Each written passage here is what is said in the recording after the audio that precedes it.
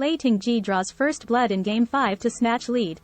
Challenger GM Lei Tingjie overpowered defending champion Ju Wenjun in Game 5 of the 2023 FIDE Women's World Championship to take a 3-2 lead with just one game to go before the match switches from Shanghai to her home city of Chongqing.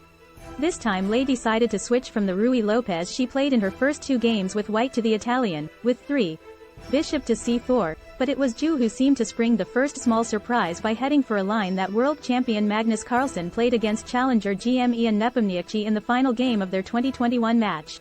"It's too risky, and after that maybe this structure is just very bad for black," said Ju, who felt she could just have tried to hold the position. It was another intense, strategic struggle, however, with the first clear mistake perhaps only coming when Ju responded to 21 b4 by capturing the pawn. It was much safer to play 21 bishop to d6. And, if Lei pushes her pawn to b5, the closed position gives black excellent chances of holding on. In the game, Lei soon did have a dream structure, with control of the d-file and especially the d5 square. Ju could do little but wait and hope that when the time came she'd be able to parry the potential pawn breaks a4 a5 or f2 f4. Lei didn't feel she was clearly winning, commenting, "It was a long game and somehow I thought probably my opponent can defend this endgame, but after the opening I have no risk, so I just wanted to continue the game."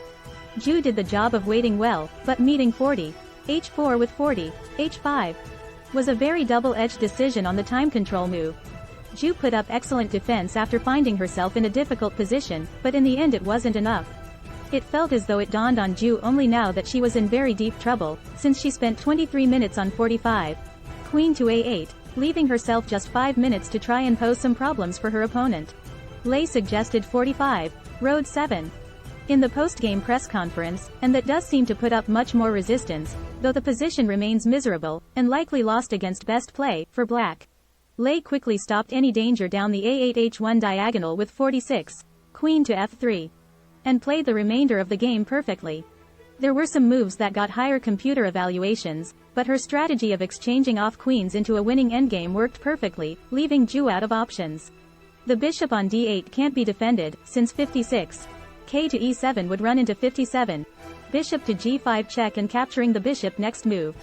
Ju therefore gave it up with 56 r takes b6 57, r takes d8 check k to e7 158, rook to c8 rook takes e6 check, at least picking up white's key pawns, but being a piece down left the world champion with no realistic hopes of saving the game. Afterward, Lei talked about how being unable to play much chess during the pandemic had done her no harm. As a professional chess player, if you don't have tournaments to play, or you want to chase some goals, then just stay at home and train. There is nothing I'm worried about in my life, so I can just focus on chess totally. Ju has just one more game in her hometown of Shanghai, when she has the white pieces in Game 6 on Wednesday. Can she bounce back straight away, or can Lei use her momentum to go into the mid-match break with a 2-point lead?